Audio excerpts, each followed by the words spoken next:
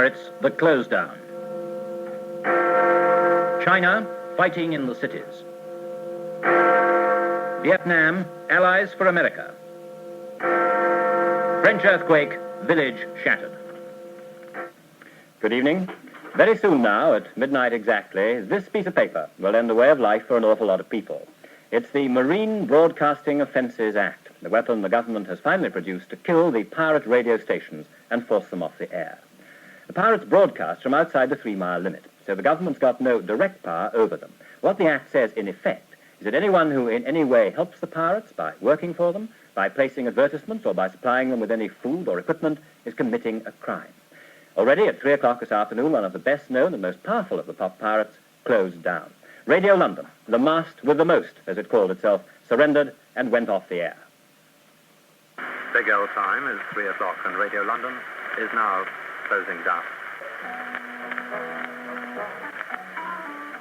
So the pirates of Radio London walked the gangplank. This afternoon, their final programme was a nostalgic affair.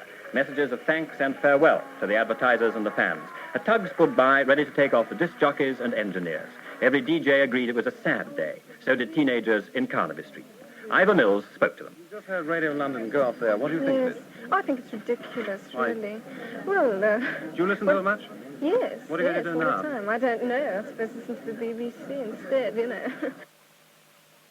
The pop pirate business began in April 1964 with Radio Caroline. Between them, her 2 ships cover most of England. The pirates also commandeered disused Ack forts in the Thames estuary. The biggest housed Radio 390, the sweet music station. It closed down last month. Radio City, formerly owned by Screaming Lord Sutch, went on the air from Shivering Sands till a court case closed it down. Radio Essex claimed an audience of 1 million. Radio Yorkshire opened last summer, together with Tower Radio, again down in the southeast, with the big guns led by Radio London. Nearby, a new but short-lived challenger, Radio England and Britain Radio, 2 stations in 1 ship. With 2.5 million more listeners, to Radio Scotland, there existed a complete but illegal commercial radio service. But the story is not over yet. Radio Caroline goes on. The first to come, she's now the last to go. Determined to stay on the air, Amsterdam is her new HQ, and she'll seek support and business from overseas. Managing director is Rowan O'Rahilly, at 27, the only surviving pirate king. How does he expect to survive? Obviously, with British companies prohibited from advertising from England, you have to set it up on an international basis, which we have done. And Caroline could now be called Caroline International. As you know, we cover Ireland, the Isle of Man, England, and Holland. So it's a big, for any international company, it's the biggest radio station in the world, in fact. It's got 25 million listeners now. Pirate radio was a big business. It claimed 25 million listeners, and advertising bookings last year of over £2 million. Radio London was the most profitable. The boss, Philip Birch, accuses the government of negative thinking. What the government has done is come up with an imitation of Radio London, which supposedly starts on BBC One, or Radio 1, on September the 30th. Many of the Radio London DJs have been hired by the BBC to help run this radio station. And already they are copying our jingles, and this is very flattering. But I feel that the population as a whole would like to have the BBC and Radio London, not one trying to beat the other. What are you going to do now? Nothing. I'm not going to listen to BBC because Why they don't not? plug any good records. Well, I mean, they weren't doing any harm, were they? We're never going to have to listen to BBC. It's bound to be dead. If they get good DJs in it, okay, but if not, I don't think it'll be any good. Well, they've got some of the pirate DJs going, I understand. Yeah? Well, maybe they will then. Give them a try anyway. And we'll give the BBC a try to say what it's doing later in this programme with the controller of the new Radio 1 answering questions and criticisms. Now China, here's Andrew Gardner. On radio, now almost the pop pirates are all closing. Why the BBC is left, the corporation station.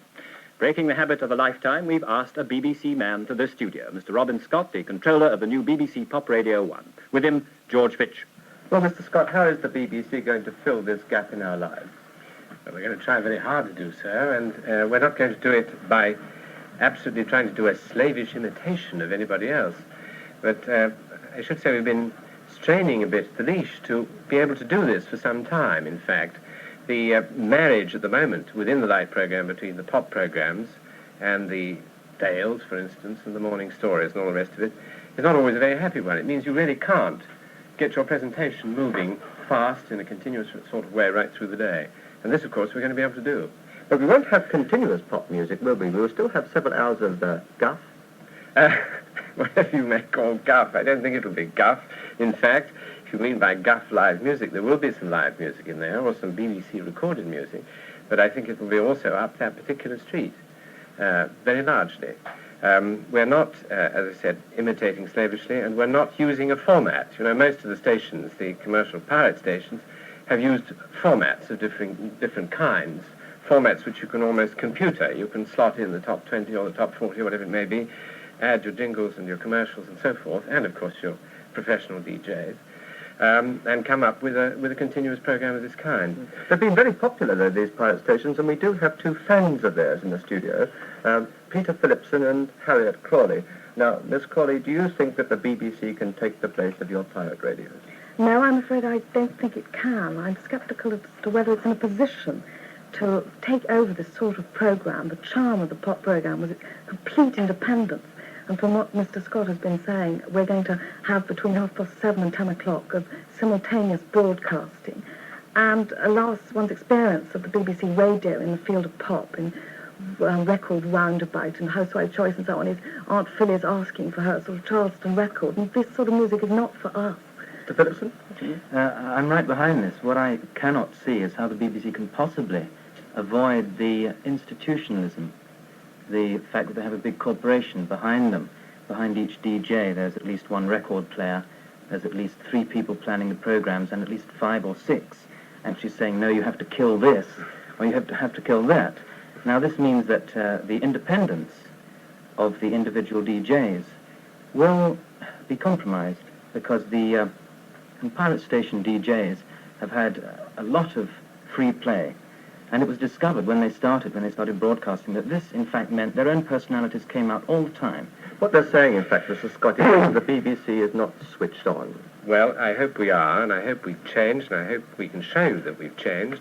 In fact, Peter, what you've been talking about, in terms of freedom of the DJ, I think most of the time it's been an impression, because they have been following the format laid down fairly slavishly.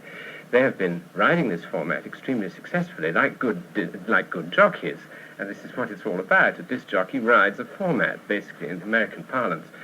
There have been very few of them, in fact, who've been doing what is called breaking the format. When you say that behind every DJ in the BBC there's a whole army of people, this, in fact, I agree, has been the case. It won't be the case in future, and the DJs will be operating on their own, and they will, in fact, have, in many ways, considerably more freedom than they've had on certain commercial stations where money has been paid to play records. Why don't you add to the general gaiety and take advertisements? This is not for me to answer. It's a policy matter. I don't mind competition. I don't mind commercial competition, I may say. I'm not that sort of person who thinks that the flavour of commercialism is bad. But this is a policy matter. It's not for me to answer. Would you agree that there is room in Britain for both a commercial radio and public corporation radio? There could well be. Again, this is not a matter for me to be able to answer officially, but this is surely a question also of what the economy wants to invest in this sort of thing, isn't it? I mean, £2 million a year has been going into commercial pirate radio, at least. Perhaps it would have been better if it had been coming into legal stations. Yes. Mr. Scott, Miss Crawley, Mr. Phillipson, thank you very much indeed. Thank you.